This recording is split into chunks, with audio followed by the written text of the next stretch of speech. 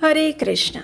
नवरात्रि के अत्यंत शुभ दिन चल रहे हैं। ये दिन जीव मात्र को शारीरिक, आध्यात्मिक और मानसिक शक्ति तथा चेतना प्रदान करने वाले होते हैं। वर्ष में आने वाले ये दिन मनुष्य को अवसर प्रदान करते हैं कि वो देवी दुर्गा की उपासना द्वारा अपनी साधना को सशक्त बना सके और अपने जीवन के आध्यात्मिक लक्ष्य की ओर निष्ठा से बढ़ सके। इन पवित्र दिनों में हम श्रवण कर रहे हैं देवी दुर्गा सप्तशती से महिषासुर वध की सुंदर पौराणिक कथा। इसी कथा श्रृंखला की पिछली कड़ी में हमने सुना कि माँ भगवती से भयभीत महिषासुर का मंत्री अपने राजा महिषासुर के पास वापस लौट आता है। उसने माँ भगवती की चेतावनी महिषासुर को सुनाई और तब महिषासुर भी कुछ क्षण के लिए सोच में पड़ गया। फिर उसने तत्काल अपने मंत्री और सलाहकारों को सभा में बुलाया। उनसे सब वृत्तांत कहते हुए उसने पूछा कि अब मुझे क्या करना चाहिए। हमें समय व्यतीत नहीं करना चाहिए,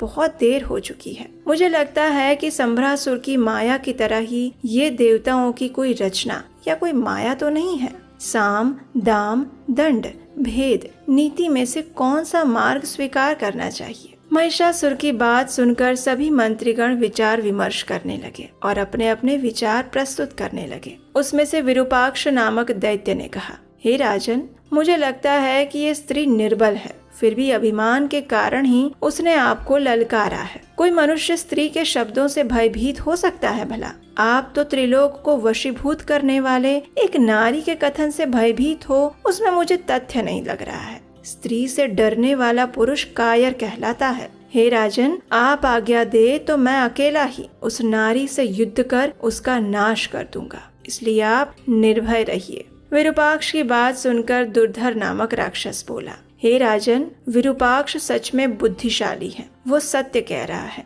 वो स्त्री सुंदर है, मनमोहक है और सुंदर नारी तो ऐसी ही होती है। अभिमानी स्त्री अपने बर्ताव से अपने पुरुषों को वश में करती है। वो चतुर होती है, अपने प्रिय व्यक्ति को जकड़ कर रखती है। अतः साम और दाम द्वारा ही स्त्री को वश में करना चाहिए। अब विरूपाक्ष का वीरता पूर्वक कथन सुनकर तत्व विद्या कुशल ताम्र दैत्य बोला, हे राजन, मेरे तो मत अनुसार वो स्त्री कामी नहीं है। उसने जो कहा है उसमें कुछ गंभीरता भी नहीं है। ये सुंदर और अद्भुत नारी अकेले ही किसी के आश्रय और आधार के बिना यहाँ पर आई हुई है और 18 हाथों वाली स्त्री को तो वैसे भी तीनों लोकों में किसी ने नहीं देखा, और वो भी हाथों में अस्त्र शस्त्र धारण किए हुए। ये सारी बात और तथ्य से मुझे लगता है कि इन सब का निर्माण काल ने किया है। मुझे रात्रि में भी ऐसे अमंगल सूचक स्वरूप स्वप्न आ रहे थे। अतः ये निश्चित है कि कुछ विनाशकारी शक्ति अवश्य ही कार्य कर रही है, जिससे हमारा विनाश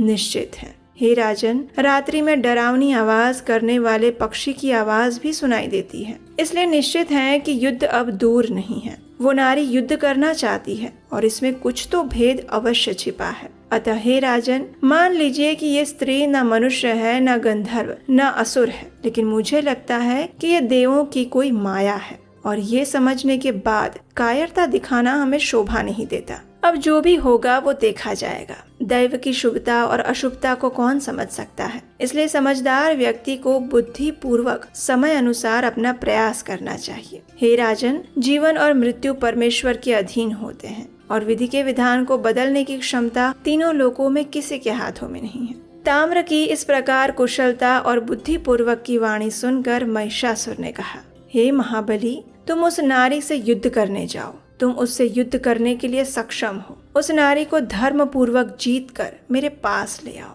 अगर युद्ध में वो वश नहीं होती है तो उसका नाश कर दो, और अगर वश हो जाए तो सम्मान पूर्वक मेरे पास लेकर आओ। हे ताम्र, तुम में वाणी वीरता के साथ काम कला की कुशलता भी है, इसलिए मुझे आशा है कि तुम अपनी कुशल बुद्धि से उस नारी को अवश्य ही जीत लोगे। अतः तुम शीघ्र जाओ और उसे बल या फिर बुद्धि से जीत कर वापस ले आओ। महिषासुर के वचन सुनकर काल से वशीभूत हुए ताम्र राजा को प्रणाम करके सैन्य गण के साथ माँ भगवती से युद्ध करने के लिए निकल पड़ा। उसे मार्ग में अनेक अशुभ संकेत दिखाई दिए, जिससे उसके मन में भय और विस्मय उत्पन्न होने लगा। वो आगे बढ़ा तो उसने सिंह पर सवार सर्व प्रकार के आयुधों को धारण किए हुए एक सुंदर नारी को देखा। यहाँ आकाश से सभी देवता देवी की स्तुति कर रहे थे। तब ताम्र विनय पूर्वक शांति से बोला, हे देवी, दैत्यों के राजा महिषासुर आपके रूप और गुण पर मोहित हो गए हैं, आपको अपनी पत्नी बनाना चाहते हैं। हे विशालाक्षी, देवों से भी दुर्जय हमारे महिषासुर को अपने पति रूप में स्वीकार कर लो, जिससे आपको अपूर्व सुख की प्राप्ति होगी। एक बुद्धिशाली व्यक्ति सुख को अपनाकर दुख को त्याग देता है। आप जैसी समझदार स्त्री को तो इस संसार में दुख उत्पन्न हो ऐसे युद्ध करने से दूर ही रहना चाहिए, जिसमें शरीर को कष्ट भुगतना पड़े। ऐसी लड़ाई किस काम की। अतः हे नारी, तुम कृपा करने के पात्र हो, ऐसा मुझे लगता है। अब मेरे स्वामी को अपने पति रूप में स्वीकार करके अपने मन को प्रसन्न करो। मेरे राजा तुम्हारी सभी इच्छाओं को पूर्ण करेंगे। युद्ध में तो दुख और दरिद्रता ही मिलती है और उसमें विजय ही प्राप्त होगी, ये भी निश्चित नहीं है। तुम तो राजनीति जानती हो, अतः अपनी हठ को छोड़ दो और महिषासुर को पति रूप में स्वीकार करके जीवन के सभी सुखों का आनंद प्राप्त करो। अब ताम्र की वाणी सुनकर माँ जगदम्बा गंभीरता से कहने लगी, हे ताम्र, तू यहाँ से चला जा। अपने स्वामी से कह दे कि उसकी बुद्धि भ्रष्ट हो गई है, अब वो मृत्यु मांग रहा है। और उसे ये भी कह दे कि तेरी माता पशु है और तू पार्श्वी वृत्ति से सभर है। तुझ में मात्र पशुता ही है, सिर्फ काम वासना ही है। और तुझ जैसे पशु से मैं विवाह नहीं करना चाहती। तुझसे विवाह करने से तो मेरी जग हंसाई होगी। मेरे पति तो परम चैतन्य, सर्व के कर्ता हर्ता, ममता रहित, अनंत और सर्वव्यापी भगवान है। वे सर्वदृष्टा है, मंगलमय है और सर्वज्ञ है। क्या मैं उन्हें छोड़कर तुझ जैसे महिष को स्वीकार करूंगी? अरे मूर्ख, फिर से कह रही हूँ, तेरे स्वामी को जाकर कह दे कि मैं लड़ने के लिए तैयार हूँ। अगर मेरी बात नहीं मानी तो मैं उसे यमलोक पहुँचा दूंगी। मैं कहाँ और वो महिष कहाँ। अतः उसे कह दे कि पाताल लोक में चला जाए, अगर जीवित रहना चाहता है तो। यदि नहीं तो मैं उसके साथ उसके कुल का भी सर्वनाश करने वाली हूँ। इतना कहकर देवी जोर से गर्जना करने लगी और दैत्यों के हृदय में कंपन उठने लगा। पृथ्वी कांपने लगी, पर्वत डोलने लगे। इतना ही नहीं, दैत्यों की गर्भवती पत्नियों का गर्भपात भी हो गया। देवी की गर्जना से ताम्र की हालत तो बिगड़ ही गई और वो दौड़ते हुए महिषासुर के पास वापस आ गया। अब ताम्र को वापस आया हुआ देखकर महिषासुर भी असमंजस में पड़ गया। अब क्या किया जाए? इसके लिए फिर से उसने मंत्रियों की सभा बुलाई और वो सभी दैत्यों को कहने लगा, हे शूरवीर बंधुओं, किले को सुरक्षित करने का आशय ये नहीं होता कि हम किले में ही बैठे रहें। उसमें हमारी प्रशंसा नहीं है, किंतु बाहर निकलकर लड़ना भी आवश्यक है। उसी में हमारी शोभा है। रणभूमि छोड़कर भागने में हमारी कायरता दिखती है। आप सब बुद्धिशाली हैं, इसलिए समय को देखकर हमें कार्य करना होगा। पराजय को जीत में बदलने की क्षमता तुम सब में है। अतः हाथ में लिए कार्य की सिद्धि कैसे करनी है, उस पर गुप्त मंत्रणा करके मुझे शीघ्र मार्ग बताए। देवों ने जिसे उत्पन्न किया है वो अकेली नारी ही किसी के भी आधार या आश्रय बिना अकेले ही शूरवीरों से लड़ने की बात कर रही है, तो उसके पीछे कौन सी शक्ति कार्य कर रही है, उसका मूलभूत कारण ढूंढना होगा। अपने गुप्तचरों को तैयार करो, इस काम पर लगाओ। और कायरता का आधार केवल आशा है। समर्थ पुरुष के लिए तो पुरुषार्थ बल ही दैव है।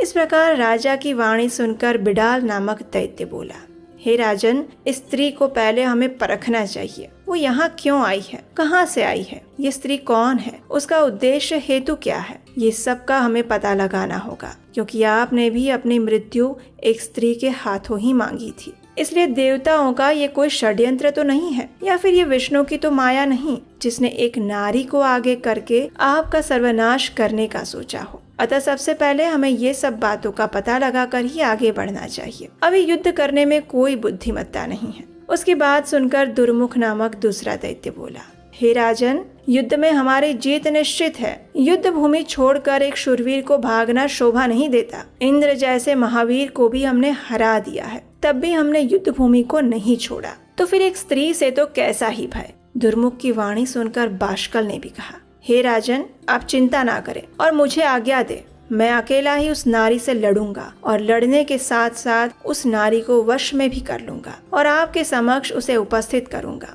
मैं तो किसी से भी नहीं डरता, तो फिर ये तो एक सामान्य नारी है। आप सुख और चैन से आनंद में रहिए। मुझे लगता है कि आपको तो युद्ध में भी नहीं आना पड़ेगा, उसके लिए तो मैं ही पर्याप्त हूँ।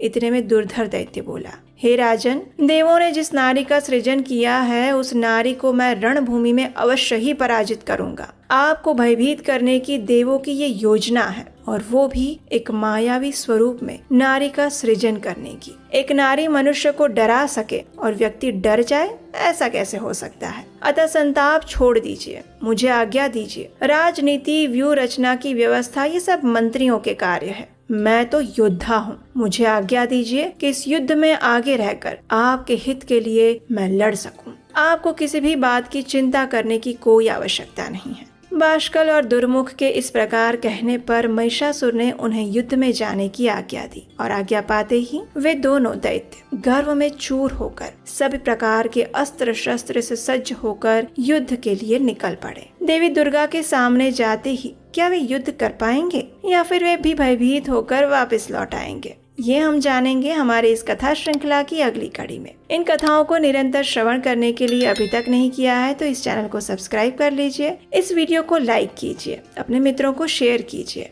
और अगर आपको हमारा वैदिक धर्म प्रचार का ये प्रयास अच्छा लग रहा है तो स्क्रीन पर दिए गए नंबर पर आप हमें अपना आर्थिक सहयोग भी भेज सकते हैं। तो चलिए इस नवरात्रि के पावन दिनों में माँ देवी भगवती का गुणगान करते हुए उनसे प्रार्थना करते हैं कि वे हमें परम आध्यात्मिक गंतव्य प्राप्त करने की शक्ति प्रदान करें। हरे कृष्णा।